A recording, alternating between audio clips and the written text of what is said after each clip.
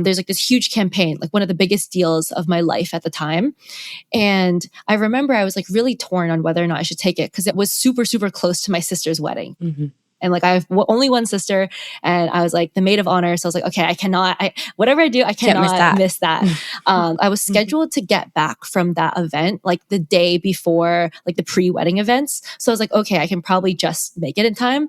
But I think when I was deciding on whether or not to take the deal, I was like really, really going back and forth because I was just like,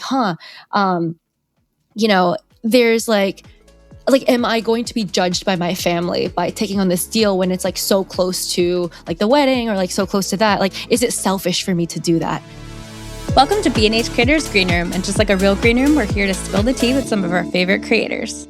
I'm so excited because today I have a very special guest, a premier video editor, a content creator queen who not only makes viral content on the regular, but really creates episodic series that people are interested in. I would say she's pretty much the internet's best friend.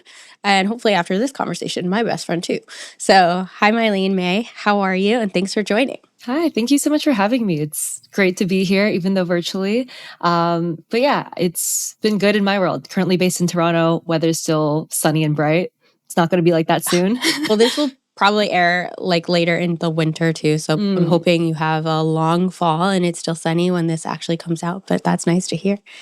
So tell me everything. I'm sure like a lot of like listeners and viewers know your content. I think you always pop up on my For You feed, maybe because I'm like definitely like an editor girly at heart too. So it's definitely like resonating with me. But how did this start? Because I know you've had a unique journey and you've only been doing it like 2 years. So like how did this unfold? Yeah, so it has been a bit of an interesting journey. I think I like to call myself a bit of an accidental creator in a sense. So like past lore life, I was actually like, I've never dreamed to be a content creator. I always watched creators growing up, but for me, I was very much so on the typical like STEM engineering path. So studied engineering throughout university and thought that my job was going to follow in that path of just like working in the tech industry, working in startups, because that was what I was really, really into at the time. Graduated in 2023. And at the time, the tech market wasn't doing so hot. And I didn't really want to hop into a job right away because I was kind of just like, I don't really know what I'm passionate about yet. And I think it's a good time for me to just explore because obviously with engineering, like it was always just like grinding. And so I was like, okay, I'll just like relax, take some time.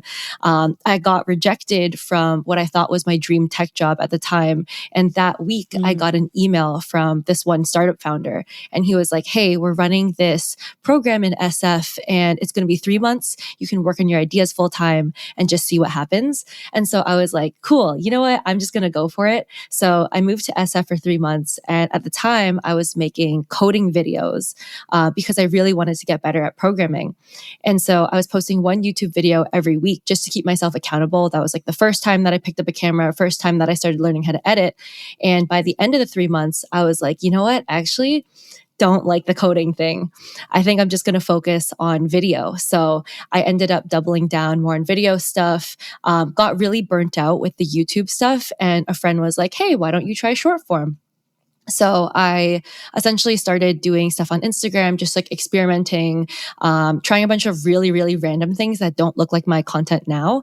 And eventually I figured out what kind of stuck with me. But I'll stop there because I feel like there's like so much lore that I could dig into, but I'll pause there. Oh my God, no, this is like incredibly fascinating though. I mean, have you always been creative? And like, how hard was it to just learn video editing from scratch, like on your own?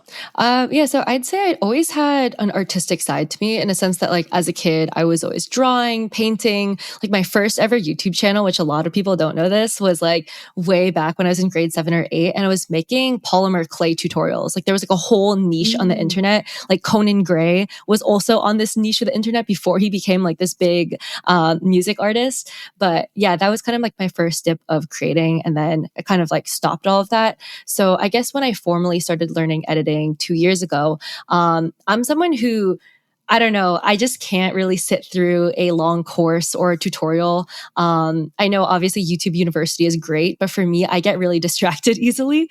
So the best way that I found for me to learn from scratch was actually just looking at the things that I really enjoyed and going into the video editor and just like trying. to bring whatever I had in my head to life.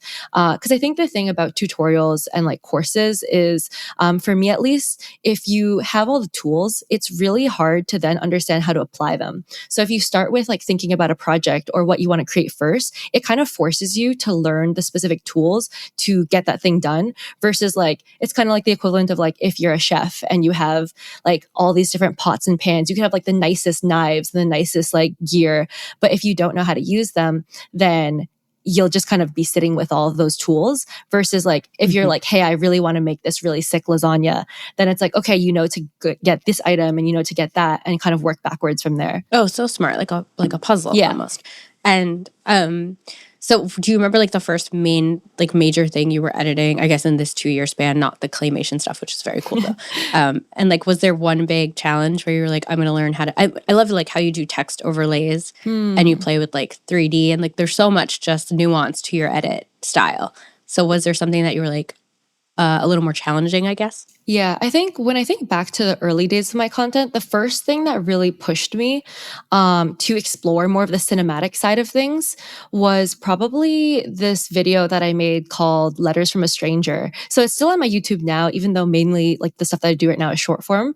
But it was basically based on one of the coding projects that I had made earlier that year, where I basically made this website where people could submit anonymous letters, like letters to themselves or like letters to other people. And so what I did was I would get people off the street. So I would have other strangers reading those letters, and I tried to like frame it really nicely. That was probably like one of the biggest video projects that I had worked on in the beginning that really kind of, I guess, snowballed that creative spark. But then aside from that long form project, I think the main thing for me was my first ever series, which was the one that blew up my account, which was the 23 lessons from 2023. So going into that series, I was like, okay, I'm just going to try a bunch of different angles. I'm going to try to have fun with like the storytelling and the shot list and just like all these different variables and see what happens. So I think that was probably the thing that pushed me to grow the most, both like personally from a technical standpoint, but then also it just so happened like from an account growth standpoint, it's also what snowballed, I guess, where I am now. Okay, and let's talk about like the episodic side of things, because I love that series, and I feel like a lot of creators have leaned away from episodic content, like especially after post TikTok, post pandemic. There's been a lot of one-offs and following trends, but it is so important, I think, to build community if they know what to expect from you. So I think episodic content is so important. So do you find that it's a struggle to, I guess, not lean toward trends, or what are you finding when you look at the metrics? Yeah. So I actually try not to look at the metrics a lot, just because there was a point in time in the beginning when my account hadn't even blown up where I was so focused on the metrics when they didn't even matter. I think in the beginning, the most important thing is how can you just keep the process of creating fun and push yourself to like stay curious, because that'll keep you consistent enough to actually, you know, find the right people who will resonate with your content. So I think for me in the beginning, yeah, it was less so focusing on the metrics. It was more so focusing on how can I keep creating fun. But I think the thing about chasing trends is that if you are chasing the viral trends, you're kind of always like following behind someone else. You're kind of like taking something existing, and sure, you're probably tweaking it to make it your own, but you're always going to find yourself chasing the next thing. Versus I think with episodic stuff and like series-based content in general, you have full control over the narrative. And because it's a fixed duration of like, okay, 10 episodes or 20 episodes, you can at least commit to that number of videos before like moving on to the next thing. Because I think the thing about content creation is, you know, trends and your own interests as a creator change so quickly. So it's like, okay, as long as I can commit to like 5 videos, 10 videos, then once that series is done, like, sure, I can go explore a bunch of other things. But at least for that 10, I'll commit to this specific narrative or this specific idea. And I think that gives you enough reps to be able to understand what you like, but then also what could be resonating with your audience. Right, right. And do you read the comments? Do you find that, like, do you take inspiration from the community? Yeah, I definitely do read comments. I think it's always nice to hear what people are saying, just because it kind of does give you a bit of an insight into, are people receiving the message the way that I intended it? It's kind of like, okay, Mm. am I closing the gap between what I wanted the intention of the video to be and how people are now perceiving it? And so by reading the comments, it does make me like take a mental note of like, okay, is this actually resonating with people in the way that I wanted it to? And then if it's not, why is that the case? Is there something that I can explain better? Is there something that I could showcase more? Or even like visual techniques, like if people like the fonts that I use or they like the way that I edit, what kind of tips or advice could I also share for my community in a future video? Now, a lot of our listeners and viewers are like new creators or kind of just starting on their journey. Have there been lessons you've learned kind of along the way in the last 2 years that you wish maybe your earlier content creator self would have known? Yeah, definitely a lot of them. But I think, yeah, the biggest thing would probably be, and it sounds like very mundane, and I always say this in like any type of, talk or presentation, is just keep creating fun as long as possible. I think, again, Mm. the more that you fixate on the metrics, the more it kind of clouds the joy of actually putting stuff out there. I think in the beginning, a lot of content creators wonder, is it better to focus on quantity or quality? Mm. Should I be putting out more content? Should I be putting out content every day? Or should I put out one video a month, but it's like really high quality? And I think some of the advice that I got early on, which I do think has stuck with me to this day, is in the beginning days when you're first exploring Mhm. the creative career path or just like creating in general, it's really important to focus on quantity, just like getting the reps and getting things out there. Because if you can nail like that routine or get into the habit of creating, then you can always add on the quality later. But if you Mm. can't even get into like the mindset of creating consistently, then you're always going to be held back by perfectionism, and you're going to output a lot less than you want to. And it kind of feeds into this like negative loop of like, oh, why am I not creating enough? Or could I be doing more? Versus early on, if you just get the reps out, then you kind of start to let go of that perfectionism and you get real time feedback, which helps you iterate and kind of make better content moving forward. Yeah, I think that's so true because like I'm definitely one of those people like if it's not perfect, I want to wait until I'm like so happy with it before it like goes live. And I do feel like I get in my own way and there's so many creators who that probably resonates with. How did you overcome that? And also I think it's your tech background too. Like cuz you're very analytical even like I mean very pragmatic too, but like even in the way you're articulating all of this and kind of explaining, it does feel like you're leaning into that side of your brain. So is that like a secret superpower? Yeah, I was going to say, I think that was the one thing that I am really grateful for. I think Mhm. when I tell a lot of people that I came from a tech background, it can be a bit surprising since I think a lot of people who I've met in my niche have like Mhm. film background or like marketing background. And so it's interesting to hear like this one person who is like deep in the startup and like, I don't know, like tech world. But I think so there's something in software where it's like sprints or like cycles and things like that of like how they develop a product. And I Mhm. think in a way, I kind of look at my content in that sense where it's like, okay, you have like an initial planning phase and then you'll ship Mm. something really quickly. And then from there, you'll iterate after that. So I think that's kind of like one slight mindset that I've adapted from the tech world. But I think funnily enough, if anything, there's like in terms of how I operate, it's shifted like almost 180 degrees since when I was working in the Mm. tech world. I think things were very rigid and very like metrics focused in the tech world, where it's like you always had KPIs or you always had like certain metrics that you wanted to hit, and everything was like measured in a certain way. And so I think that now I've like leaned more into the creative side, where in a way, me doing things like completely opposite to how I was doing them in the tech world feels very liberating and free. And I feel like that's allowed me to go down rabbit holes that I wouldn't have really explored. Like, this is the first year that I decided I wasn't going to set typical goals. I was just going to set like Mm. themes or intentions and then let that snowball and unfold however it wanted to. Because the thing about goals is like you're working towards an end point, but a lot of the Mhm. time you don't actually know what you want that end point to look like. Like, so much can change in the span of a month or 2 months or a year that like if you set an end Mhm. goal, it might actually be limiting you. So that's kind of why I've like shifted away from the typical tech mindset. But I still do adapt like certain ways of thinking to some degree. Yeah. Yeah. What are your intentions this year? Yeah. Can you So share? the intentions that I had this year are very, very high level. Like the first one, which both of these are more personal. First one is like to be the most kind version of myself, both like to the people around me and to myself. I think especially when like you work alone, you can be your own harshest critic when it comes to, oh, am I doing enough? Or should I be, creating more or whatever it may be. And so I think just like being kinder and like giving myself more grace for just how much has changed in the past 2 years, like even with like the growth of my account and like literally like I think 2024, like on a little side tangent, was probably the craziest year of my life in terms of like I literally changed every aspect of my life. Like I moved cities, I quit my job, so like I completely pivoted my career, started like rekindling my relationship with my parents, got out of a really long-term relationship, so like every single aspect of my life changed. But anyways, I digress.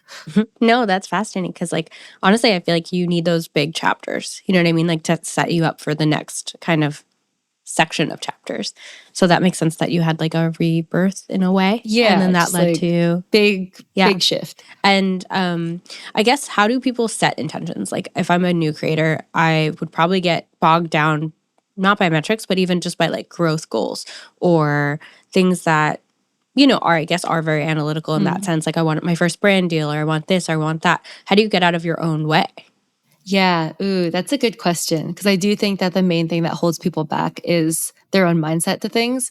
I think the first thing is just realizing where does the need for those things come from? Like the need to have more followers or the need to have more views.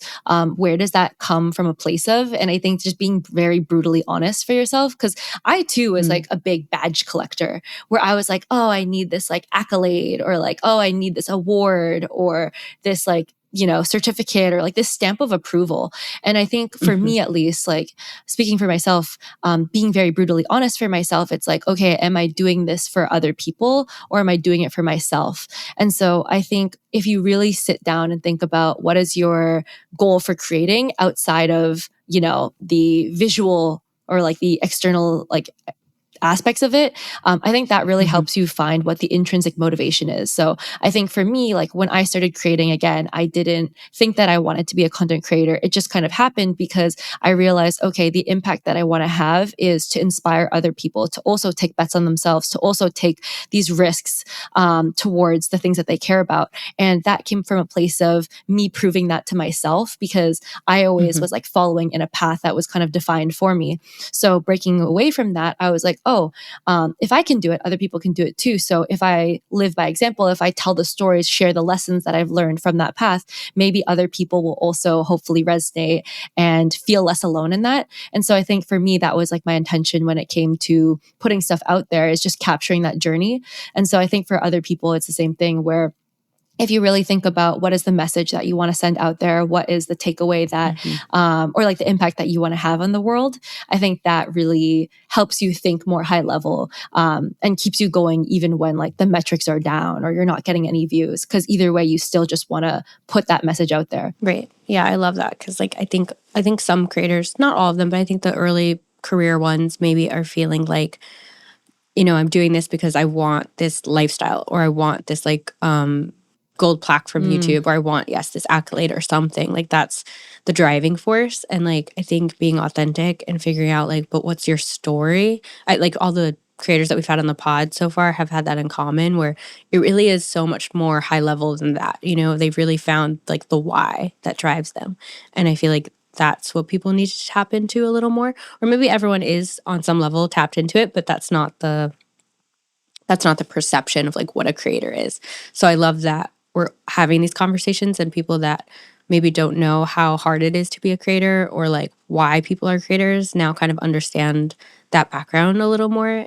I think that's like really special. And I feel like that will help build the community amongst creators too, to kind of find that niche amongst each other, or like that, support system, because it can be also very siloing to be alone making all your content. Yeah. I know you do a ton of brand work too. So how do you juggle the content that you're making that goes toward that larger purpose, and then also like the business side of things? Because at the end of the day, like, you do want it to be a prosperous business. How do you juggle that dichotomy of those two aspects of it? That's a good question, because I think for a long time, and still to some degree today, I was always the type of person where I was very like not turned off by the money side of things, but the money side frustrated me because I always was like, okay, you either have to choose like, oh, I'm going to make a lot of money, or oh, I'm going to have a big impact. Because I think a lot of Mhm. the stories that you see in the media are like, oh, this like creator or this founder made like $1 billion company. And so you see all like the glitz and glam of that, and it makes you think like, oh, should I be doing that as well? Or like, oh, those people like maybe aren't doing something to like save the world, but it's like, oh, they're like very, very money focused. And so I think my Mm. perception was very, oh, I need to like trade off one or the other. But I think the older that I've gotten and the more that I've like dove deeper into this self-employed world, I realized that the two go hand in hand, where as a creator or as an entrepreneur, whatever you may be, in order to have that impact or to bring your message or whatever you want to fruition, you do need to be able to support yourself. You do need to be a little bit selfish at times. And I don't even think that's being selfish. It's just like making sure that you have like food on the table and like the ability to pay Mhm. rent and stuff like that. So I think that to me, the two go hand in hand. I try not to think of them too separately. So, for example, when I do brand deals and sponsorships and things like that, I always make sure that the message is something that is like relatable to the content that I already create. So if the brand is not something that I actually genuinely love or use, then I probably would not take on that deal. I Mhm. always try to make sure that it has some kind of narrative that ties into what I already create. And I think that's just like also authentic to my audience as well, because I don't want to be like recommending them or like, promoting something that I don't actually believe in or use. So I think for me, it's just being very intentional about the campaigns that I take on, because I've already built up this trust with my audience. I wouldn't want Mhm. to tarnish that in any type of way. So Yeah, we all remember the tummy time saga of social media yeah. where it went on and everyone was just doing whatever deal they got. And I think those creators learned a hard lesson. And I love that the new batch of creators have really found um, more authenticity, right, Mm, around that. So, are there things that in a deal you look for, or are there tips that you've mm. learned along the way for creators kind of like going into that? Like maybe they have a brand now that's reached out that they feel in line with. How do they navigate that if they're new at that? And obviously, I know at this stage you have like a management company behind you and a support system, but a lot of people are still doing the one man band style. Mm. Are there things that they should be on the lookout for or recommendations? Yeah, yeah. I guess one recommendation that I have, or like one thing that I like to do when I think about brand deals or like which ones to take on, is even if it's a product that I haven't necessarily used before, if it's something that I'm curious about or will push me towards another goal, then or like some kind of like skill, I'll do that. So for example, last year I wasn't really into using like Photoshop or things like that. But when Adobe had reached out, I was like, you know what, this is a really great way to learn a new skill and try Mm. out like a new creative part of my brain. Like I had just moved into my apartment at the time, and I was like, whoa, I could like totally make posters for my apartment. So like completely unrelated to like the video content that I make, but it's like, oh, it's going to allow me to learn this new skill and like contribute to my life in other ways outside of like the content itself. Or for example, like I did a partnership this year with Stan Store. It had been a kind of idea in my head for a while that I wanted to create this handbook or this guide on how to make series based content, because a lot of my audience had asked for that.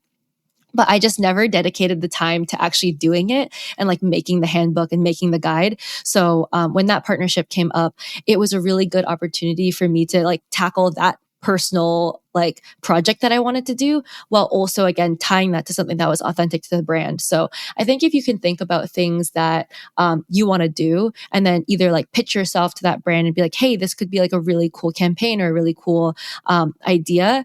I think that is probably what usually works the best in terms of like, one, making sure that you're doing something that you care about and resonates with you. And then two, something that is like genuinely going to showcase the brand in a positive light. Yeah, it has to be like that partnership. Totally. Totally.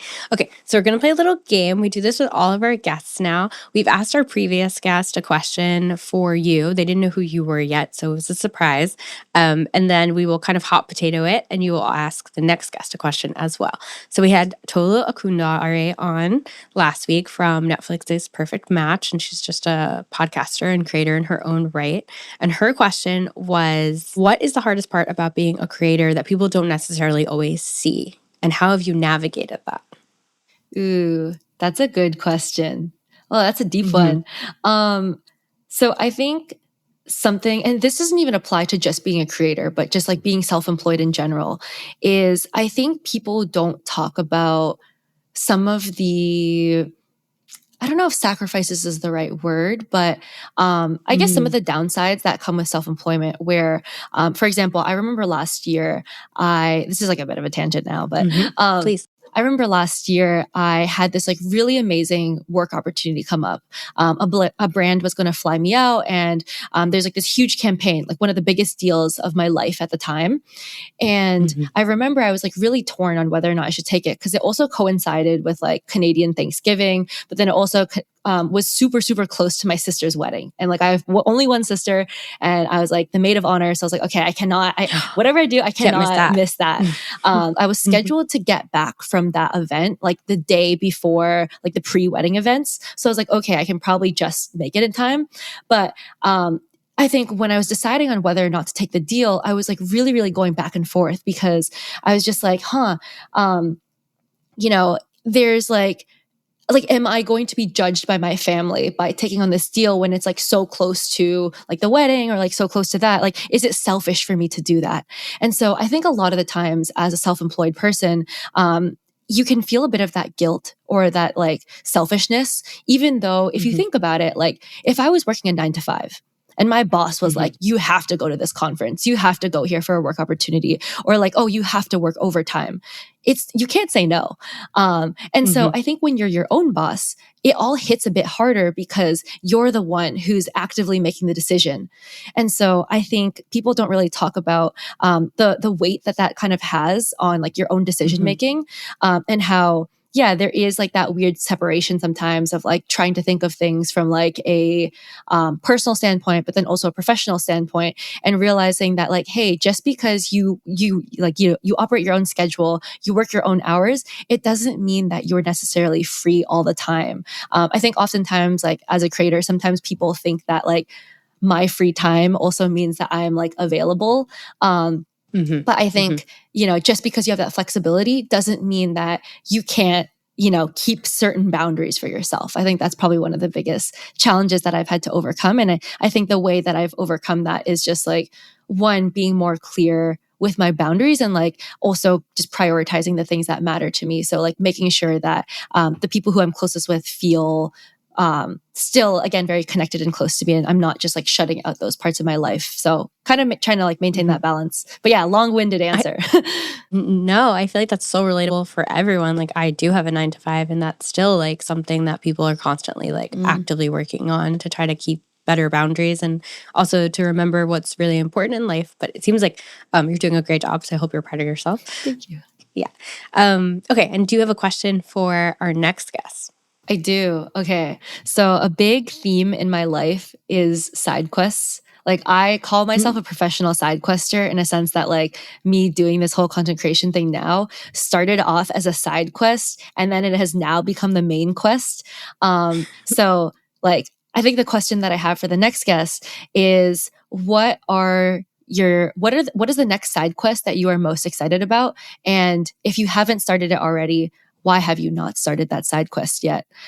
So for example, like one of the side quests that I'm on right now is learning how to dance because I've been trying to learn how to dance like hip hop dance for such a long time, but I've never actually put action towards it.